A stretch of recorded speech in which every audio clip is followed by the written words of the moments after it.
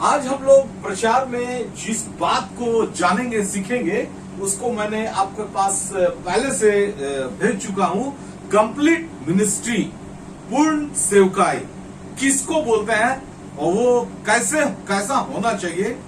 तो मैं कौन हूं कि मैं इस बात को आपको बता दूं? मैं कोई नहीं, मैं परमेश्वर का एक बहुत छोटा, संसार का सबसे छोटा सेवक हूं। इस वचन में क्या लिखा गया है वो सेवकाई और प्रभु यीशु मसीह ने जो किया, जो बताया, उसको हम लोग जानेंगे और सीखेंगे। और इसके लिए हम लोग निकाल लेंगे मत्ती रचित सुसमाचार, मत्ती 4 अध्याय का 23 पद। इसको हम आपके बीच में पढ़ रहे हैं। यीशु सारे गलील में फिरता हुआ उनके आराधनालय में उपदेश करता और राज्य का सुसमाचार प्रचार करता और लोगों की हर प्रकार की बीमारी और दुर्बलता को दूर करता रहा। बस, हालेलुया, धन्यवाद, स्तुति, बड़ा प्रशंसा, महिमा इस जिंदा वचन के लिए, इस जीवता वचन के लिए। परमेश्वर पिता ये वचन मेरे अंदर में समाने पाए, हम जितने लोग सुन रहे हैं इस वचन की गहरी बात को, गूढ़ बात को हम सीखने पाए, समझने पाए।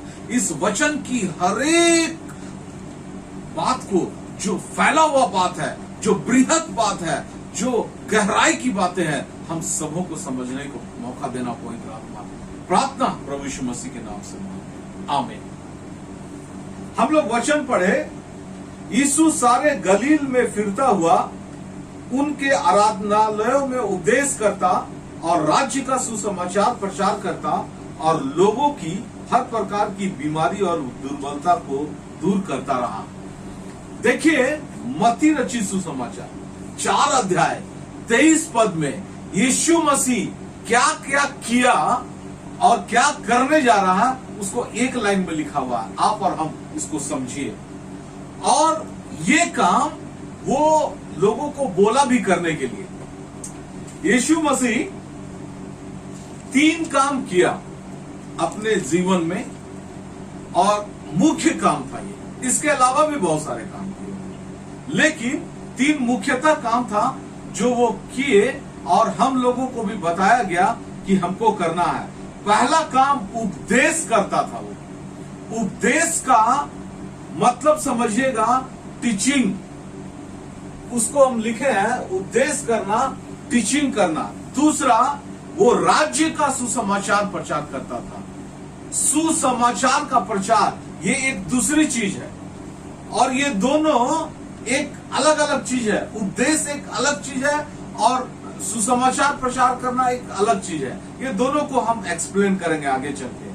और तीसरा था हर एक रोगों को, बीमारियों को चंगा करना, यानी चंगाई, हर एक रोग बीमारी को ठीक करना। यीशु मसीह ये 4 काम किए अपने जीवन में मुख्यतः।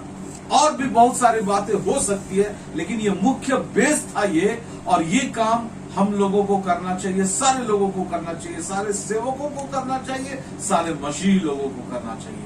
और हम इसका एक एग्जाम्पल लेंगे और इसको अच्छी तरीके से समझेंगे। उपदेश, सुसमाचार प्रचार और चंगाई, इसको लोगों ने कैसे किया। और हम आपको मत्ती 4 अध्याय का 16 पद को पढ़ के बताते हैं। जो लोग अंधकार में बैठे थे उन्होंने बड़ी ज्योति देखी और जो मृत्यु के देश और छाया में बैठे थे उन पर ज्योति चमकी। यीशु मसीह वहां आए और वचन ऐसा कहता है कि वो इजराइल के यहूदी लोग और गैर यहूदी जितने लोग थे वो अंधकार में बैठे हुए थे और यीशु मसीह के आने से उनके बीच में ज्योति चमक गई। ज्योति चमक गई तो उस ज्योति को यीशु मसीह कैसे लाए लोगों के बीच में और कैसे फैलाए, कैसे लोगों को समझ में आया उस ज्योति के बारे में, कैसे ज्योति उनके अंदर तक पहुंचा, इसको जानने के लिए हम लोग वहीं पर 17 पद को पढ़ेंगे।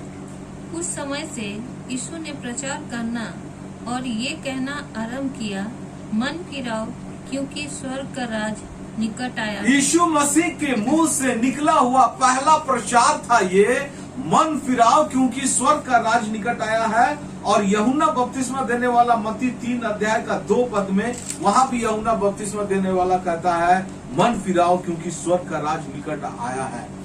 यूहन्ना बपतिस्मा देने वाला का पहला प्रचार था मन फिराओ क्योंकि स्वर्ग का राज निकट आया। यीशु मसीह के मुंह से निकला हुआ पहला प्रचार था, पूरे नया नियम का पहला संदेश है मन फिराओ क्योंकि स्वर्ग का राज निकट आया है। और ये सुसमाचार है, ये उपदेश नहीं है। यहां पर यीशु मसीह सुसमाचार आरंभ किया।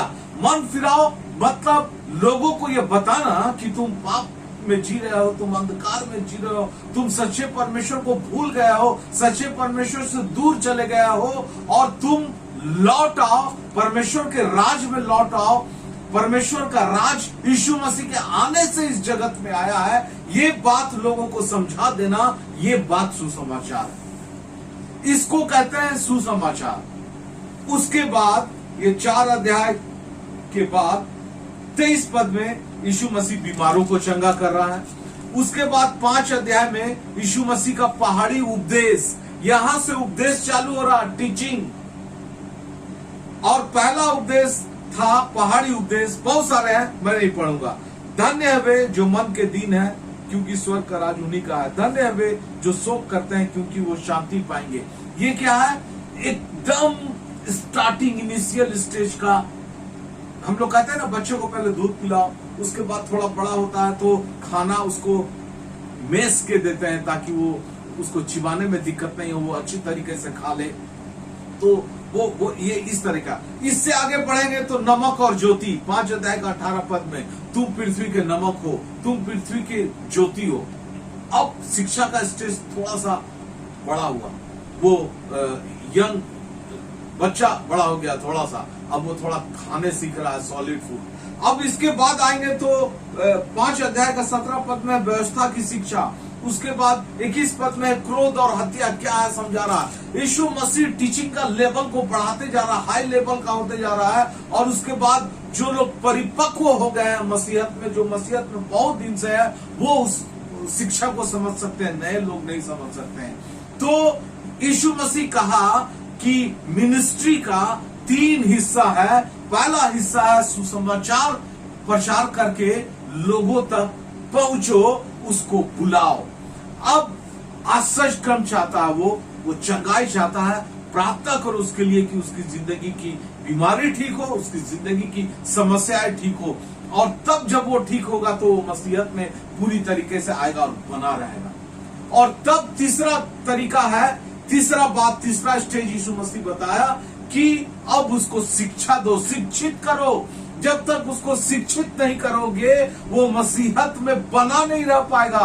वो कुछ दिन के लिए मसीहत में रहेगा फिर भूल जाएगा, कुछ दिन के लिए मसीहत में रहेगा फिर वो वापस चला जाएगा। तो ये 3 स्टेज यीशु मसीह बताया, 3 तरीका, सुसमाचार, चंगाई और शिक्षा। टीचिंग, प्रीचिंग और हीलिंग, ये यीशु मसीह का संदेश था। अब इसको हम लोग बृहद पैमाने पे आते हैं, बड़े पैमाने पे, क्योंकि मैं आपको टीचिंग दे रहा हूं। परमेश्वर ने मुझे दर्शन दिया, मुझे बताया कि तुमको टीचिंग का काम करना, तुमको शिक्षक का काम करना, तुमको शिक्षा देना है लोगों को। और इसीलिए मैं आपको टीचिंग दे रहा हूं बाइबल का। और इसको हम लोग समझेंगे कैसे। इसके लिए हम लोग प्रेरितों के काम में चलते हैं।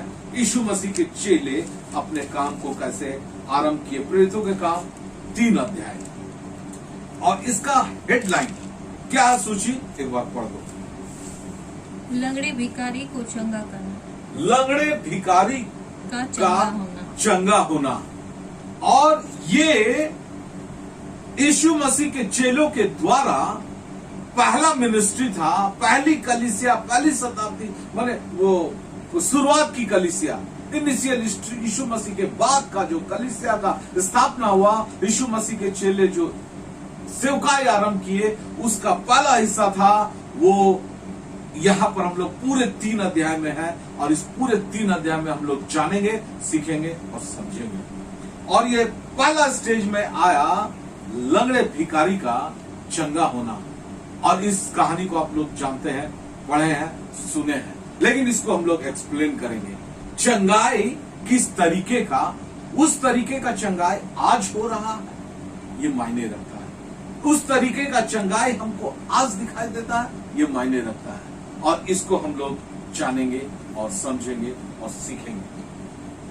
3 अध्याय को एक पद से धीरे धीरे पढ़ते हुए जाओ। आप लोग के पास ये कहानी बहुत पहले से है, आप देखिएगा आज आप एक नया फ्लेवर आज इसमें ढूंढ पाइएगा, एक नया सुगंध इसमें ढूंढ पाइएगा। सूची पढ़ो।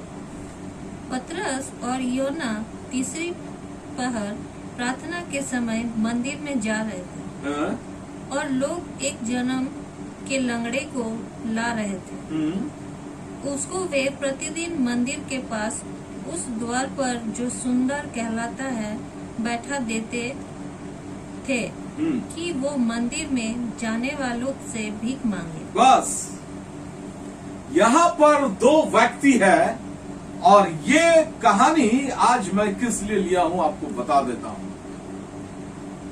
आप और हम आज इस कहानी से अपने आप को जोड़ेंगे। यहाँ 2 व्यक्ति दिखाई दे रहा है, पतरस और यूहन्ना, जो परमेश्वर के भवन में मंदिर में जा रहे थे प्रार्थना करने के लिए। और ठीक उसी समय एक जन्म के लंगड़े को, भिखारी को कुछ लोग उठा के ला रहे थे उस दरवाजे में बैठा देने के लिए, ताकि वो भीख मांगे। यहां 2 व्यक्ति हैं, 2 जन परमेश्वर के भवन में जा रहा है, एक पतरस और यूहन्ना और दूसरा वो भिखारी। आप और हमको आज इस संदेश में ढूंढना है कि हम ये पहले वाले लोग हैं पतरस और यूहन्ना, कि ये दूसरा वाला लोग है जो लंगड़ा भिखारी है। और हम इसको क्यों बोल रहे हैं? इसमें पहला व्यक्ति पतरस और यूहन्ना मंदिर जा रहे थे प्रार्थना करने के लिए, और दूसरा व्यक्ति अंधा भिखारी मंदिर जा रहा था प्रार्थना करने के लिए। यहां लिखा है क्या सूची? वो क्यों जा रहा था? भीख मांगने। भीख मांगने। तो भीख मांगना क्या बोलते हैं, किसको बोलते हैं? वो लोगों से प्रार्थना करता है ना कि दे दे मुझे, कुछ खाने को दे दे, मुझे कुछ पैसा दे दो। और हम प्रार्थना करते हैं तो परमेश्वर से मांगते हैं, हम परमेश्वर से मांगते हैं, परमेश्वर हमें बुद्धि ज्ञान दे, परमेश्वर हमें एक अच्छी जिंदगी दे, परमेश्वर हमको पवित्र आत्मा दे, परमेश्वर मेरी जिंदगी में खुशियां दे, परमेश्वर मेरी जिंदगी से दुख तकलीफ को हटा दे। हम परमेश्वर से मांगते हैं, लेकिन ये भिखारी इंसान से मांगता है। 2 कैरेक्टर है यहाँ, 2 अलग अलग तरह का व्यक्तित्व है। लेकिन ये भिखारी किससे मांगता था? वो किससे मांगता था? वो उससे मांगता था जो परमेश्वर के लोग थे, जो परमेश्वर से मांगने जा रहे हैं या परमेश्वर से मांग के आ रहे हैं और आशीष को पा रहे हैं। हमारे और आपके जीवन से ये जुड़ने जा रहा है। आप आज के मसीह जगत को देखिएगा, आज का मसीह समाज कैसा है। आज के मसीहत में हमने कैसे कैसे लोगों को मसीहत में लाया है, जीत के, समझा के। यहां पर ये वचन क्या कहना चाह रहा है कि हमको ये पता होना चाहिए कि हमको जो चीज मांगना परमेश्वर से मांगना है। सब कुछ का देने वाला वही है। और ये भिखारी को ये बात पता है कि ये लोग जो जा रहा है अंदर, इनका परमेश्वर जो अंदर में है जरूर बहुत ताकतवर है, बहुत सर्वशक्तिमान है, बहुत अच्छा है, इसीलिए वो उनको सारी चीज दे देता है। तो जब ये लोग खुशहाल हो जाते हैं, इनके पास बहुत धन संपत्ति आ जाता है, या समृद्धि आ जाता है, या खुशियां आ जाता है, या सारी जिंदगी की दुख तकलीफ चला जाता है, तो हम इनसे मांग लेते हैं कि तुमने जो अंदर में पाया है उसमें से कुछ हमको भी दे दो। हमारे मसीह समाज में हमने कुछ ऐसे मसीहों को पैदा किया है चर्च में, जो मसीहत में जब आए पहला सप्ताह भी पुराने मसीहों को, चर्च के पास्टर, लीडर, प्रेरित, भविष्यवक्ता, शिक्षक, बूढ़े पुरनिये, लीडर, उनको कहते हैं कि मेरे लिए प्रार्थना कीजिए।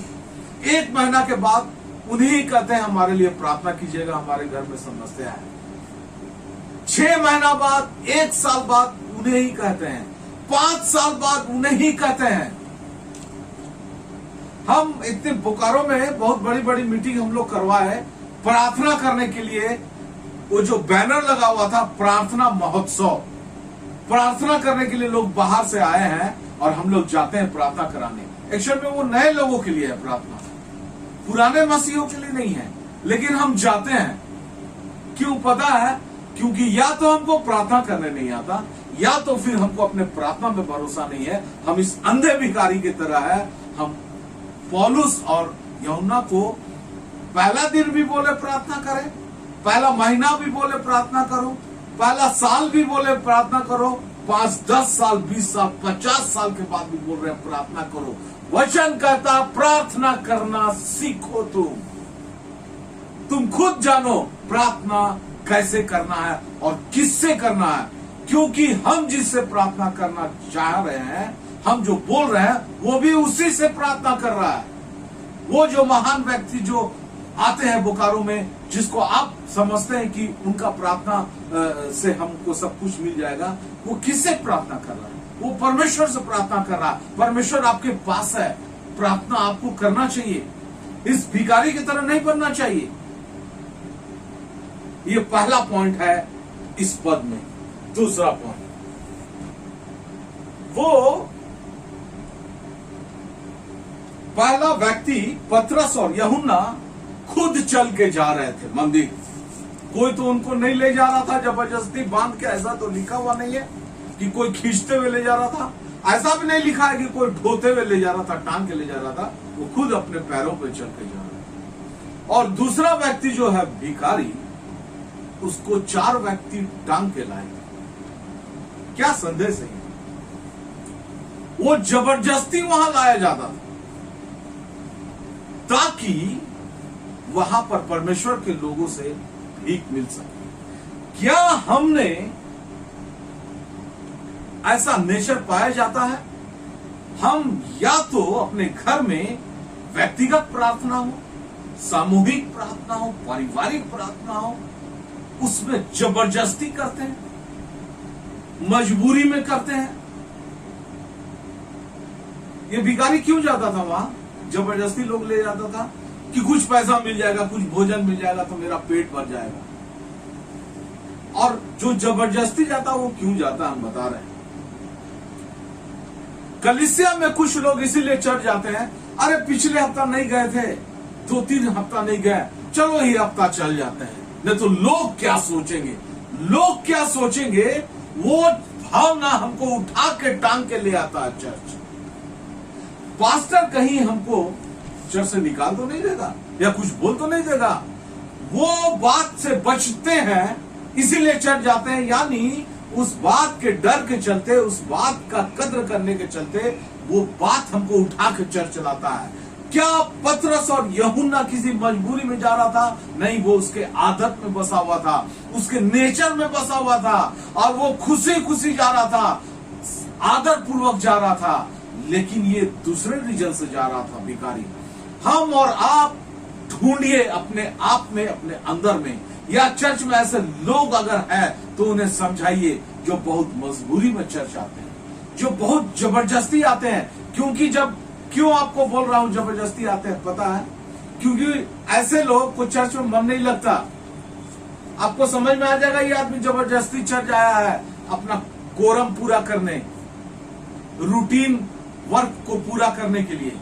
कुछ लोगों को चर्च में नींद आ जाता, आप देखिएगा आंख बंद हो जाता है। वो इस अंधे भिखारी की तरह है, उसको मन नहीं लगता चर्च में।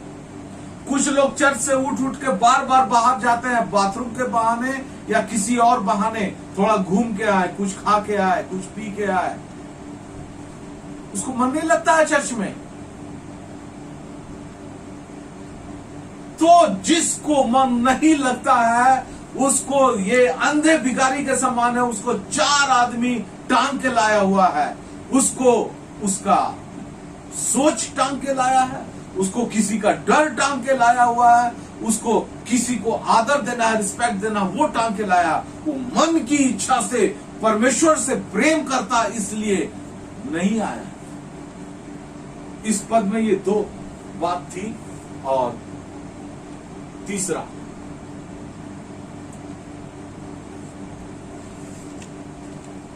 और वो उसको मंदिर के दरवाजे में लाया और बैठा दिया, लिखा। आप देखिएगा, बैठा देने का अर्थ क्या है पता है? चिपक जाना। अब वो हिलेगा नहीं। मसीहत हिलने का नाम है, मसीहत में चलने का नाम है, मसीहत में दौड़ने का नाम है, मसीहत में कुछ काम करना है।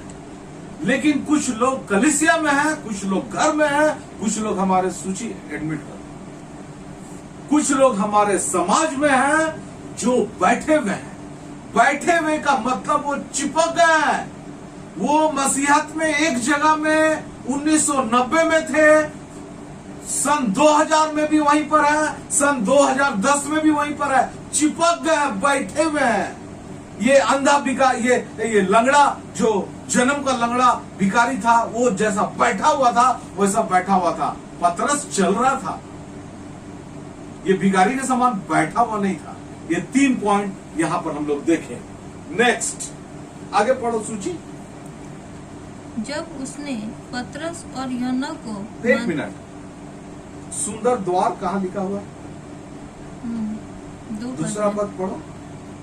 और लोग एक जन्म के लंगड़े को ला रहे थे, जिसको वे प्रतिदिन मंदिर के उस द्वार पर, जो सुंदर कहलाता है, बैठा देते थे, कि वो मंदिर में जाने वाले से भीख मांगे। बस वो मंदिर का जो एंट्रेंस था, जो दरवाजा था, जो गेट था, उसका नाम है सुंदर। और पतरस और यूहन्ना उस गेट से अंदर जा रहे थे, सुंदर से अंदर जा रहे थे। और ये भिखारी को भी पता था कि वो गेट सुंदर है, वो डेली देखता था, वहां बैठ के वो डेली देखता था कि वो दरवाजा है और वो सुंदर है, और इसलिए उसका नाम भी सुंदर था। हम मसीहत में दरवाजा कौन है पता है? हम लोग वचन में पढ़े हैं, मार्ग यीशु है, द्वार यीशु है। वो द्वार यीशु है। परमेश्वर की महिमा में प्रवेश करने के लिए, परमेश्वर की हर एक बातों के जानने और समझने का जो द्वार है वो यीशु है, और उसके अंदर में हमको प्रवेश करना है। कुछ लोग दरवाजे से बाहर बैठे हुए हैं, जैसे ये भिखारी बैठा हुआ, डेली देख रहा दरवाजा, वो सुंदर है, उसके मन में कभी इच्छा नहीं हुई कि सुंदर दरवाजे से प्रवेश कर जाए अंदर, कभी इच्छा नहीं हुई। लेकिन पतरस और यूहन्ना उस दरवाजे से अंदर प्रवेश करना चाह रहे थे, चाहते थे डेली। हमारे और आपके जीवन में या हमारे कलीसिया में कुछ लोग दरवाजे के अंदर है, कुछ लोग दरवाजे के बाहर। मैं आपको एक्सप्लेन करता हूं। आप बोलिएगा हम लोग सब चर्च के बाहर बैठते हैं, चर्च के अंदर बैठते हैं। सब तो अंदर रहते हैं ब्रदर, अंकल, फिर आप कैसे बोल रहे हैं कि कुछ लोग बाहर बैठते हैं? जी, कुछ लोग बाहर बैठते हैं। कुछ लोग चर्च के अंदर बैठे हुए रहने के बावजूद बाहर है चर्च का। उसको चर्च के बाद पूछिए आज कौन कौन गाना गाया गया, उसको पता नहीं, याद नहीं, भूल गया होगा। उसको पूछिए कौन सा प्रचार था, आज तुमने क्या सीखा, उसको पता नहीं, वो भूल गया। और एक दिन के बाद भूल गया, और एक हफ्ता, एक महीना के बाद पूछेगा तो और भी याद नहीं रहेगा। क्यों याद नहीं रहेगा? क्योंकि वो चर्च के बाहर बैठा हुआ था।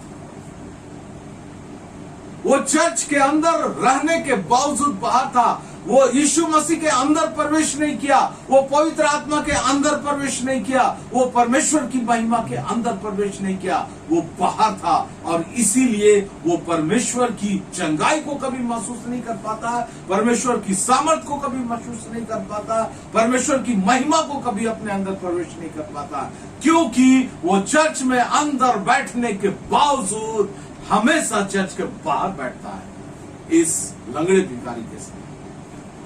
और हमको और आपको प्रभु में प्रवेश करना है, प्रभु की महिमा में जाना है, परमेश्वर के अंदर जाना है। लिखा हुआ है कि मैं प्रभु मेरे अंदर बसेगा, हम प्रभु के अंदर रहेंगे। हमको अंदर रहना है, बाहर नहीं रहना है। नेक्स्ट पद पढ़िए, सोचिए 4 पद।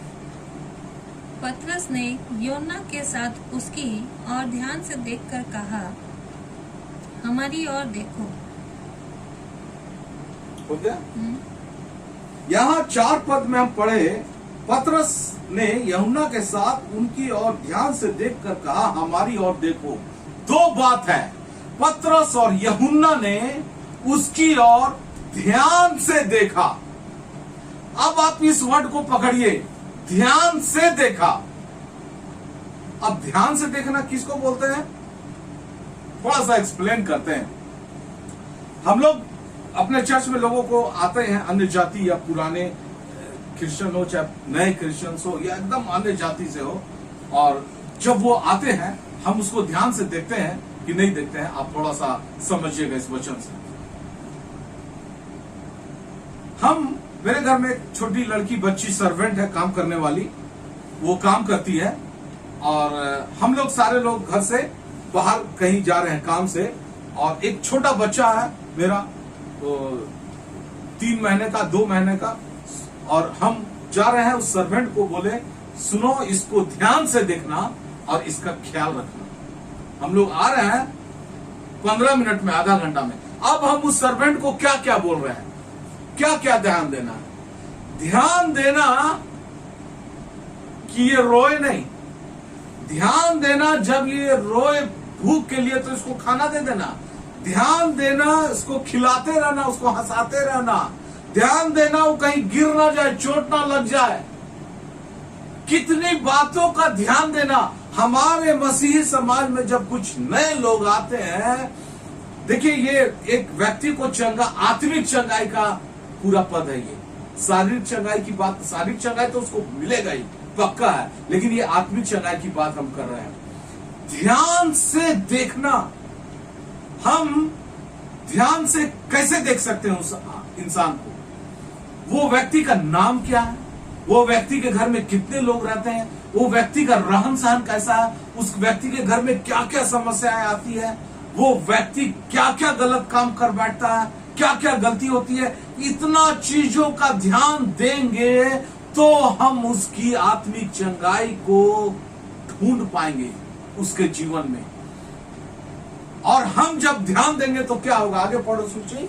जब वो ध्यान से देखा,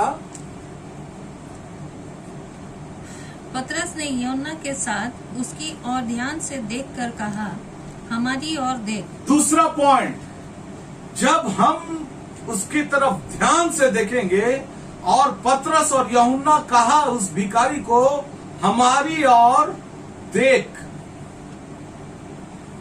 हमारे कलीसिया में जब नए लोग आते हैं, जब किसी को चंगाई करना होता है, क्या हम बोलते हैं कि हमारी ओर देख? क्या देख? वो क्या बोलना चाह रहा था? हम पतरस और यूहन्ना कहा, हमारी ओर देख। क्या देख? मेरा लंबाई चौड़ाई देखो, मेरा रहन सहन देखो, मेरा स्टाइल देखो, मैं कैसे कपड़े पहनता हूं देखो, मेरा शरीर का रंग क्या है देखो। क्या देखो? क्या चीज देखो? ये वचन कह रहा है, हम जब किसी नए मसीही को अपने कलीसिया में दिल जीत कर लाते हैं, मसीहत के लिए जीत के लाते हैं, तो उसको कहना है कि हमारी ओर देखो, यानी मुझे मत देखो, मेरे अंदर मसीह बसता है, उसको देखो। मसीह मेरे अंदर बसता है, इस कारण मेरा स्वभाव कैसा है वो देखो। लोग कहते हैं ना, क्रिश्चियन लोग बहुत अच्छे होते हैं, बहुत नम्र स्वभाव का होते हैं, बहुत मीठा बोलते हैं। वो देखो तुम, मेरा बोली देखो मीठा है, मेरा स्वभाव देखो नम्र है, मेरा जीवन देखो प्रार्थनामय जीवन है, मेरा परिवार में चल के देखो हम लोग इकट्ठे बहुत प्रेम से रहते हैं। क्या देखो? वो सारी चीज देखने के बाद वो आत्मिक चंगाई की तरफ बढ़ सकता है। मैं फिर बता रहा हूं, मैं शारीरिक चंगाई की बात टोटली नहीं कर रहा हूं, पार्शियली कर रहा हूं। ठीक, उसको शारीरिक चंगाई चाहिए, लेकिन उसकी आत्मिक चंगाई, मेरी ओर देखो और हम और आप इतने साहसी है कि हम कलीसिया में किसी व्यक्ति को लाते हैं जब कि चलो तुम प्रभु के लिए, तुम कलीसिया में चलो, तुमको प्रभु के लिए बचना है, तो उसको हम कभी बोल सकते हैं मेरी ओर देखो, तब तुम प्रभु की ओर देखो, मेरे अंदर में प्रभु बसता है, उसको तुम देख पाओगे। ये कह रहा था पतरस। आगे पढ़ो सूची। अतः वो उनसे कुछ पाने की आशा रखते हुए उनकी ओर ताकने लगा। अब वो उसकी ओर ताकने लगा। जब हम किसी की ओर ध्यान से देखते हैं तो वो हमारी ओर ताकता है, निहारता है। ताकने लगा कि नहीं, ये आदमी तो सही बोल रहा है, ये आदमी देखने में कैसा भी हो, इसका रंग रूप कैसा भी हो, लेकिन इसके चेहरे से एक आभा चमक रही है, वो है मसीहत का चमक। और तब वो हमारी ओर देखता है, वो ताकता है। तो क्या क्या चीज के लिए ताकता है? आशा भरी नजरों से। अब उसको आशा जगती है, हाँ, हमने जिस आदमी से मैं बात कर रहा हूं वो सचमुच मेरा सांसारिक जीवन को भी बदल सकता है और आत्मिक जीवन को भी बदल सकता है। ये आदमी ठीक बोला है, मेरी ओर देखो। और सही में इसकी तरफ देखने से मसीहत दिखाई देता है, नजर आता है, और तब उसके दिल में आशा जगेगी। और हम जब किसी को शारीरिक या आत्मिक चंगाई देते हैं तो उसके अंदर में सबसे पहले एक आशा को जगाना होगा, और उस आशा की बात पतरस और यूहन्ना कर रहा था। आगे बढ़ो।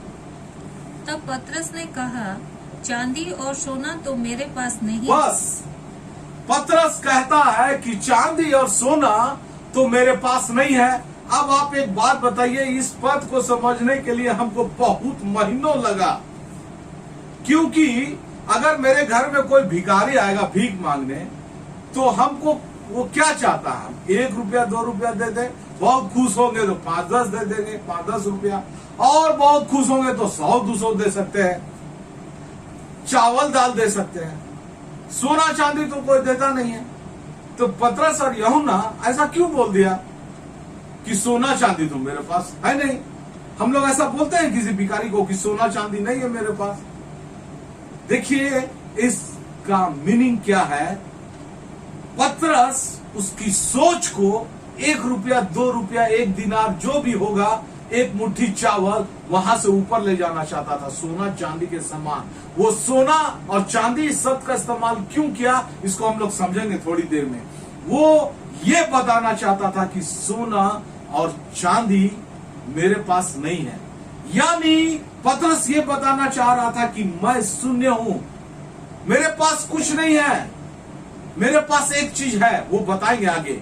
लेकिन यहां पर हम किसी लोगों को जब मसीहत में लाते हैं, क्या बोल के लाते हैं? चलो मैं करोड़पति हूं, मैं लखपति हूं, मेरे पास घोड़ा है, गाड़ी है, बंगला है, सब कुछ है, देखो परमेश्वर दिया, चलो। वो पैसा देख के आता है। जानते हैं हम लोग मसीहत में कैसे लोगों को लाते हैं? मैं देखा हूं, प्रैक्टिकल बता रहा हूं। लोगों को बोलते हैं कि तुम चलो चर्च में, तुम्हारा जीवन में घोड़ा गाड़ी बंगला सब आ जाएगा, और वो आदमी को नहीं मिलता, वो मसीहत से वापस चल जाता है। ऐसी बात झूठा वादा करके हमको मसीहत में लोगों को नहीं लाना चाहिए। हमको दिल जीतना है, उसकी आत्मा को जीतना है। और तब पतरस कहता है सोना चांदी तो मेरे पास है नहीं। तो आगे पढ़ो। परंतु जो मेरे पास है वो तुझे देता हूँ। जो मेरे पास है, मेरे पास क्या है? पतरस क्या बताया कि मेरे पास है, मैं तुझे देता हूं। मेरे पास यीशु मसीह है। मेरा तुम घर देख रहे हो, बंगला देख रहे हो, रहन सहन देख रहे हो, कार देख रहे हो, बाइक देख रहे हो, बहुत कुछ देख रहे हो, लेकिन मेरे पास कुछ है नहीं, मैं कुछ भी नहीं हूं, मैं शून्य हूं। अपने आप को शून्य बनाना है ऐसे लोगों के सामने। लेकिन मेरे पास एक चीज है, वो है प्रभु यीशु मसीह, जीवता परमेश्वर है। और यही बात उस व्यक्ति का जीवन को बदल सकता है। आगे पढ़ो। यीशु मसीह नासरी के नाम से चल फिर। यीशु मसीह नासरी के नाम से चल और फिर। जब पतरस उसको बोला मेरी ओर देखो, तो उस आशा भरी नजरों से देखा, वो उसके जीवन में एक आशा आई जब वो बोला सोना चांदी नहीं है मेरे पास, उसके मन में एक निराशा आई। निराशा मतलब आप जिस व्यक्ति को चंगाई देने के लिए लाए हैं, जिस व्यक्ति को दिल जीतने के लिए लाए हैं, उसको निराश कीजिए इस पॉइंट को बता के कि तुम जो सांसारिक चीजों को मांगने के लिए परमेश्वर के पास आते हो तो तुम्हारे हाथ में निराशा हाथ लगेगी। ऐसा नहीं है कि परमेश्वर नहीं देगा, देगा। नौकरी चाहिए देगा, अच्छा घर चाहिए देगा, गाड़ी बंगला चाहिए देगा, लेकिन उस मकसद से आए हो तो निराशा हाथ लगेगी। पहले अपने दिल और हृदय को परमेश्वर को देना है। और निराशा के बाद वो बोला यीशु मसीह नासरी के नाम से चल, और फिर अब उसकी जिंदगी में खुशी आई। यहां पर वो बता दिया मैं कुछ नहीं हूं, इसीलिए वो बोला मेरी और देखो, मैं कुछ नहीं हूं, सुनियो मेरे पास कुछ नहीं है, मेरे पास एक ही चीज है, वो है यीशु मसीह। यीशु मसीह के नाम से चल और फिर। ये था खुशी। देखिए वो 3 इमोशन से गुजरा वो भिखारी। और वो इमोशन हम जिस लोगों को लाते हैं उनके मन में जगाना होगा। पहला आशा, और दूसरा निराशा दुनिया के प्रति, और तीसरा खुशी यीशु नाम के प्रति। यीशु मसीह के नाम से चल और फिर। आगे पढ़ो। और उसने उसका दाहिना हाथ पकड़ के उसे उठाया, और तुरंत उसके पांव और टांगों में बल आ गया। बस अब वो उसका दाहिना हाथ पकड़कर उसे उठाया। देखिए दाहिना हाथ, दाहिना हाथ का मतलब क्या है? बाइबल में बहुत बार दाहिना हाथ, परमेश्वर के दाहिने हाथ भी लिखा हुआ है भजन संहिता पुराने नियम में। दाहिना हाथ, मान लीजिए मैं आपको एक एग्जांपल देता हूं। एक आदमी एक गड्ढे में गिर गया, बहुत कोशिश कर रहा उठने का, उठ नहीं पा रहा है। हम वहां से गुजर रहे हैं, उस आवाज को सुने, उस आदमी को हम मदद के लिए हाथ देना चाहते हैं, दे रहे हैं उठाने के लिए। कौन सा हाथ देते हैं, दाहिना कि बाया? दाहिना हाथ। वो आदमी कौन सा हाथ देता है? वो भी दाहिना हाथ, क्योंकि दाहिना हाथ सामर्थी है, दाहिना हाथ ताकतवर है, और दाहिना हाथ में ज्यादा बल है, उससे हम उसको खींच सकते हैं। वो भी मुझे दाहिना हाथ से पकड़ सकता है। क्या हम जिस व्यक्ति को कलीसिया में ला रहे हैं उसके कंधे में अपना दाहिना हाथ रखे हुए हैं? हाँ, मेरे पास जितनी ताकत है, बल है, जितना सामर्थ है, सब लगाऊंगा तुझे यीशु मसीह के रास्ते पर चलने के लिए, यीशु मसीह का रास्ता को बतलाने के लिए, यीशु मसीह की बातों को सिखाने के लिए पूरी ताकत लगाऊंगा। और इसी को बोलते हैं दाहिना हाथ। क्या हम करते हैं ऐसे नए लोगों के साथ में? गंभीर विषय है, सोचने का विषय है। और क्या वो दाहिना हाथ पकड़ के खींचा और उसको उठाया, उसको दाहिना हाथ पकड़कर उठाया। यानी उस भिखारी को जब बोला पतरस कि यीशु मसीह के नाम से चल और फिर, तो उसको विश्वास और भरोसा तो नहीं हुआ। और सही बात है, यहां पर भिखारी का विश्वास से चंगाई नहीं हुआ, यहां पतरस और यूहन्ना का विश्वास से चंगाई हुआ। इसलिए आज इस बात को ध्यान से सुन लीजिए। हम लोग जब किसी नए व्यक्ति के लिए प्रार्थना करते हैं, उसको बोलते हैं कि क्या आपको विश्वास है? बिल्कुल उसको विश्वास करना चाहिए, लेकिन कभी कभी उसका विश्वास कमजोर होता, वो नहीं कर पाता। हमारा विश्वास वहां मायने रखता है। यहाँ पतरस और यूहन्ना का विश्वास से वो चंगा हुआ, और वो उठने के लिए राजी नहीं था, उसका दाहिना हाथ पकड़ के उठाया। उठाया का मतलब क्या? हम दबे कुचले लोगों को, जो हमारी कलीसिया में है, कमजोर लोगों को उठाते हैं, खड़ा करते हैं, उसको गरीबी से ऊपर उठाने में मदद करते हैं। उसके पास भोजन नहीं है, उसको मदद करते हैं। उसके पास कपड़ा नहीं है, मदद करते हैं। उसके घर में किसी की शादी है, मदद करते हैं। उसको उठा के खड़ा करते हैं या छोड़ देते हैं। ये है उठाना। आगे पढ़ो।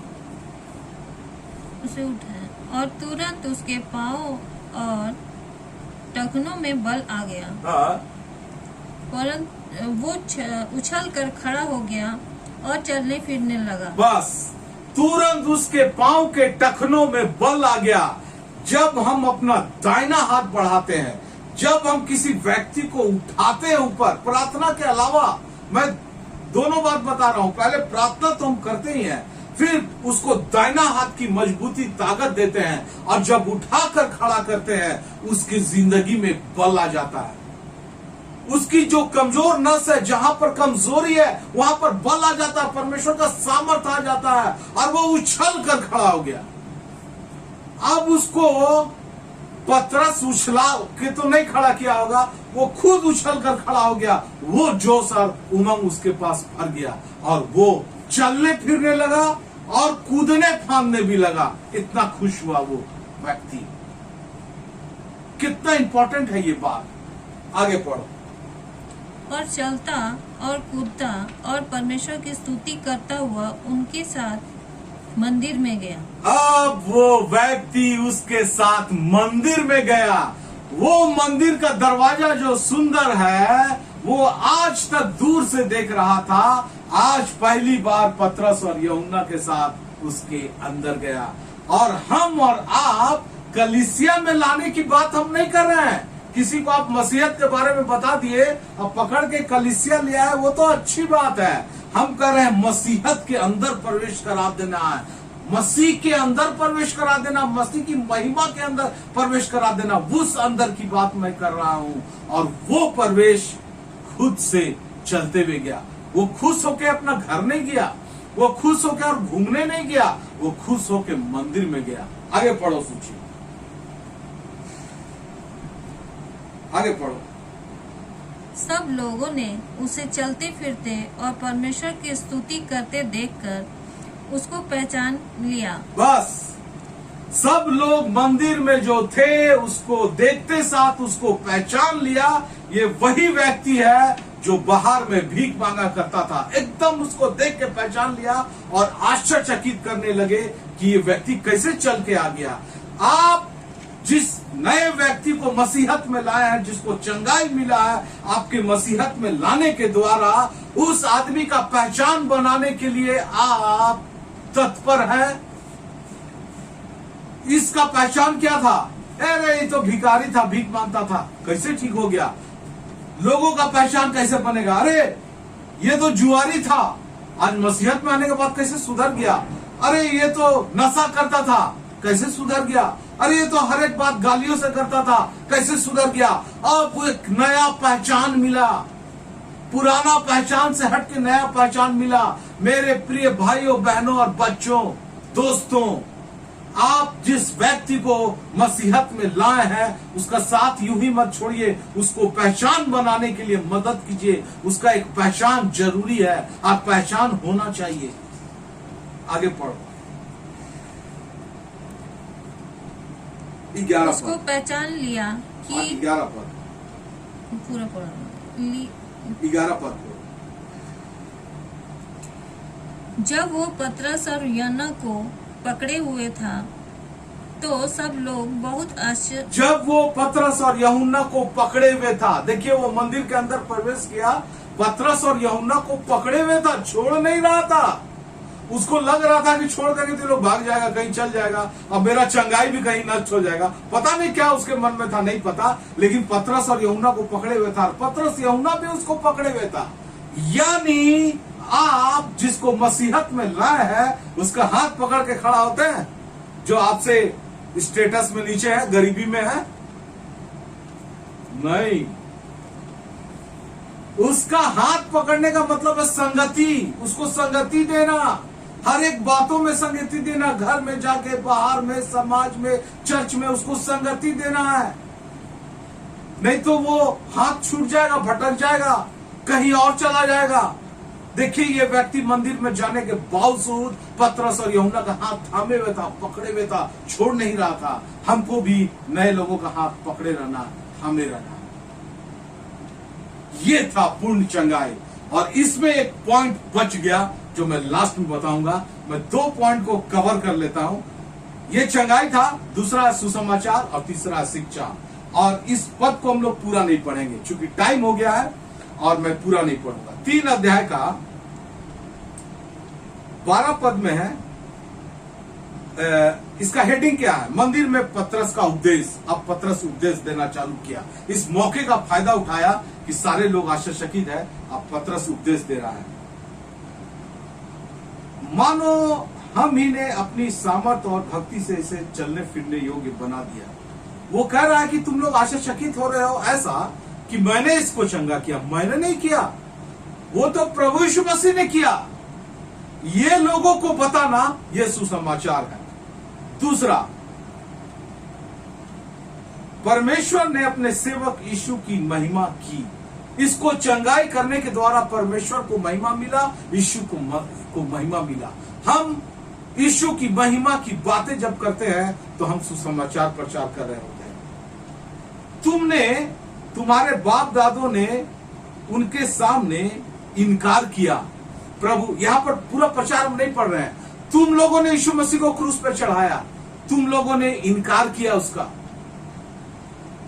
हमको नए लोगों को बताना है कि तुम यीशु मसीह को जानते हो, तुम उसको पहचानते भी हो, तुम उसको मानते भी हो, लेकिन तुम उसका इनकार करते हो अपने स्वभाव के द्वारा, अपने चरित्र के द्वारा। तुम उसको कभी अपनी जिंदगी में उतारे नहीं। ये सुसमाचार प्रचार है। परमेश्वर ने यीशु मसीह को मरे हुए से जिलाया, जिसके हम गवाह है। पतरस और यूहन्ना कह रहा है हम लोग गवाह है, देखे हैं। और लोगों को ये बताना कि प्रभु यीशु मसीह आपके और हमारे पापों के लिए मारा गया, गाड़ा गया, तीसरे दिन जी उठा और स्वर्ग में चला गया। इसका गवाह वो है पतरस, हम लोग नहीं है, हम लोग देखे नहीं है, लेकिन हम क्या गवाही देंगे? हाँ, मेरी जिंदगी बदल गई यीशु मसीह के को मानने के द्वारा, यीशु मसीह को ग्रहण करने के द्वारा। ये गवाही हमको देना है लोगों के सामने। हाँ, यीशु मसीह को मानने के द्वारा हमारी ही नहीं, हमारे घराने के लोगों की जिंदगी बदल गई, समस्याएं दूर हुई, बीमारी दूर हुई। इसकी गवाह है हम गवाह है। हमको गवाह बनना है लोगों के सामने। और ये बात सुसमाचार प्रचार है। और इसके बाद उसी विश्वास ने जो उसके द्वारा है, उसको तुम सबके सामने बिल्कुल भला चंगा कर दिया। वो विश्वास जो यीशु मसीह पर है, वो विश्वास ने इस व्यक्ति को भला चंगा कर दिया। ये लोगों को विश्वास दिलाना, ये लोग जो मसीहत में आते हैं उनको, जो मसीहत में चंगाई के लिए आते हैं उनको ये विश्वास दिलाना है कि मैं नहीं कुछ हूं। यीशु मसीह पर विश्वास करने के द्वारा तुमको जिंदगी में चंगाई भी मिलेगा, समस्याएं भी दूर होगी। यही है सुसमाचार। ये पहला भाग था 11 से लेकर 3 का 11 से लेकर 16 पद तक, और ये था सुसमाचार का संदेश। और 17 अध्याय से अंतिम पद तक, जो कि 26 पद तक है, इसमें पतरस शिक्षा दे रहा है। देखिए, इसलिए मन फिराओ और लौट आओ, तुम्हारे पाप मिटाए जाए, जिससे प्रभु के सम्मुख से विश्रांति के दिन आए। यहां बहुत बड़ी शिक्षा तो पतरस दे नहीं सकता था, लेकिन ये चीज सिखाया कि तुम लौट आओ। तुम यीशु मसीह को खो रहे हो, यीशु मसीह को भूल रहे हो। वो परमेश्वर का पुत्र है और इससे तुम विश्रांति के दिन पाओगे। अब विश्रांति का दिन पाना बहुत मसीही लोगों को पूछेगा तो नहीं पता, और अगर इसको समझाया जाए तो ये है शिक्षा की बात। और हम और आपको विश्रांति के दिन में प्रवेश करना है, ये है शिक्षा की बात। और वो स्वर्ग में उस समय तक रहे जब तक कि सब बातों का सुधार ना कर ले। आज प्रभु यीशु मसीह स्वर्ग में है। आज प्रभु यीशु मसीह पिता के दाहिने ओर बैठा है और वो इस जगत को सुधार कर रहा है, हर एक बातों को। और ये बात लोगों को बताना, ये सुसमाचार के साथ साथ शिक्षाप्रद बातें हैं। और मूसा ने कहा था वो तुम्हारे बीच से एक भविष्यवक्ता को उठाएगा। इसको हम लोग पढ़े। अब जब मूसा नबी की व्यवस्था की पुस्तक की बातों से यीशु मसीह को समझाना है, तब तो ये शिक्षा की बात है। इसमें सुसमाचार कहीं नहीं है। सुसमाचार होते हुए भी वो एक शिक्षाप्रद बात है कि आप पुराना नियम से यीशु मसीह को खोज के निकाले और लोगों को समझाते हैं। नए लोगों को तो आप नहीं समझा सकते हैं। इसमें पुराने मसीही लोगों को समझाना है कि कैसे यीशु मसीह के बारे में पुस्तकों में पहले से बताया गया था। वो आएगा और सारे जगत के पापों के लिए अपने आप को बलिदान देगा, और हम और आप उसके बलिदान के द्वारा उस विश्रांति में, उस स्वर्ग के राज्य में प्रवेश कर सकेंगे। ये है शिक्षा की बात। और अंतिम में अब्राहम को परमेश्वर ने कहा तेरे वंश के द्वारा पृथ्वी के सारे घराने आशीष पाएंगे। ये बात अब्राहम के द्वारा परमेश्वर ने अब्राहम को आशीष दिया, और उस आशीष के द्वारा कैसे सारा विश्व आशीष पाएगा, ये बात लोगों को समझाना, ये शिक्षा की बात है। तो मैंने आपको यीशु मसीह ने जो मत्ती में कहा, जो लिखा है यीशु मसीह के बारे में, उसको पूरा एक्सप्लेन किया, पूरा विस्तृत रूप से बताया कैसे यीशु मसीह ने कहा कि यीशु मसीह के बारे में लिखा गया है, वो उपदेश करता, सुसमाचार पर प्रचार करता और लोगों की बीमारी को चंगा करता हुआ अपना प्रकाश को फैला रहा था। ये है इंग्लिश वर्ड क्या है, ये है कंप्लीट मिनिस्ट्री, पूर्ण संपूर्ण सेवकाई ये है।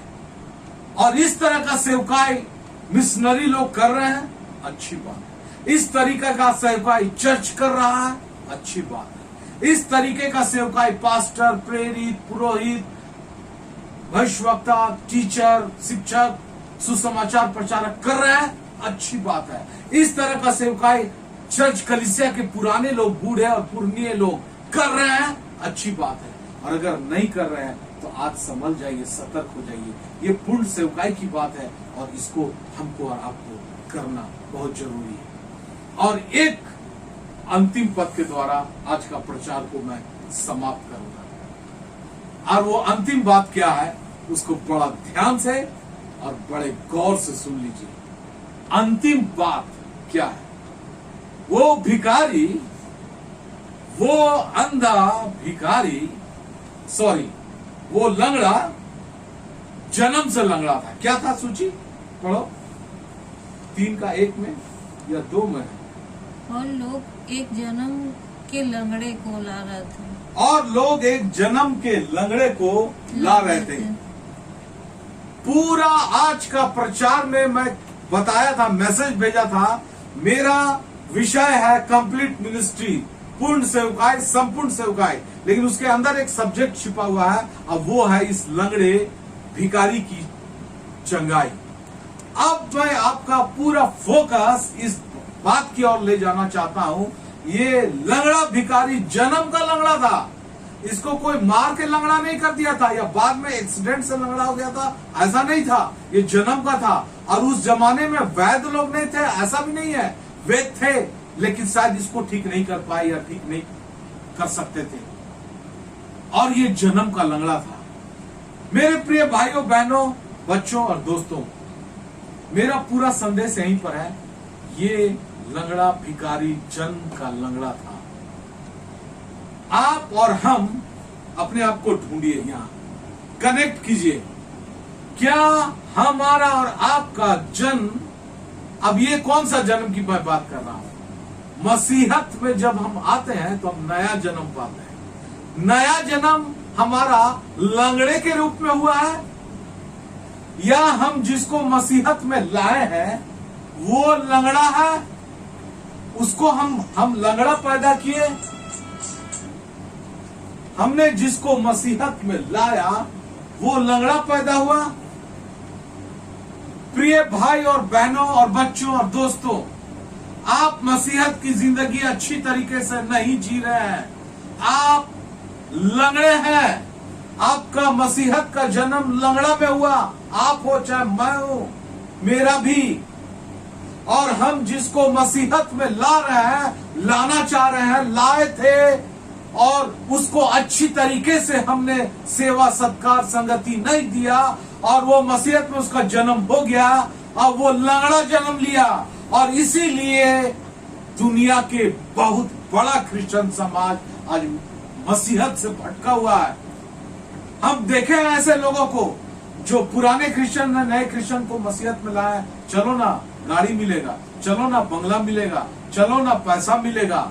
अब वो व्यक्ति चर्च आना शुरू कर रहा है, उसका मसीहत में जन्म हुआ। किस तरीके का जन्म हुआ? लंगड़ा जन्म हुआ। तो लंगड़ा व्यक्ति जन्म लिया तो कहां बैठेगा? मंदिर के बाहर बैठेगा, और वो हमेशा बाहर रहेगा, मसीहत में कभी प्रवेश नहीं कर पाएगा। मसीहत के प्रभाव में प्रवेश नहीं कर पाएगा, मसीहत के महिमा में प्रवेश नहीं कर पाएगा, क्योंकि उसका जन्म ही लंगड़ा हुआ है और इसका दोषी कुछ लोग है। आज मैं आपको बता देना चाहता हूं, इसका दोषी वो लोग हैं जो गलत ढंग से सेवकाई किए हैं, जो गलत प्रचार किए हैं, चाहे वो पास्टर हो, चाहे वो लीडर हो, चाहे वो शिक्षक हो, चाहे वो प्रेरित हो, चाहे भविष्यवक्ता हो, चाहे मिशनरी हो, कोई भी हो सकता है। बहुत सारे लोग अच्छा काम किए हैं, बहुत सारे लोग अच्छे ढंग से प्रचार किए हैं, बहुत सारे लोग अच्छे पुत्र पुत्री को, बच्चों को जन्म दिए हैं, मसीहत में नया जन्म दिए हैं, लेकिन बहुत सारे लोगों ने लंगड़ा जन्म दिया मसीहत में, और इसीलिए वो मंदिर तो जाता है लेकिन अंदर प्रवेश नहीं करता, मसीहत का बाहर रहता है। प्रिय मसीह भाई और बहनों, हमको और आपको आज सोचने की जरूरत है, सतर्क रहने की जरूरत है, हमको अपने आप में आकलन करने की जरूरत है, हमें अपने आप में सुधार करने की जरूरत है। अगर हम लंगड़ा है तो हम लंगड़ापन से बाहर आए, मसीहत में अपने आप को, चंगाई को ले और हम चले फिरे, दौड़े उछले कूदे मसीहत में, और हम जिस लोगों को लाते हैं मसीहत में उसको भी हम लंगड़ा जन्म नहीं दे, उसका एक अच्छा जन्म हो, उसको एक अच्छी संगति मिले, वो चले फिरे, दौड़े उछले और कूदे। ऐसा हमको मसीहत में लोगों को लाना। परमेश्वर इस वचन के द्वारा आप सबों को बहुत आयत की आशीषों से भरे। परमेश्वर आपको आशीष दे।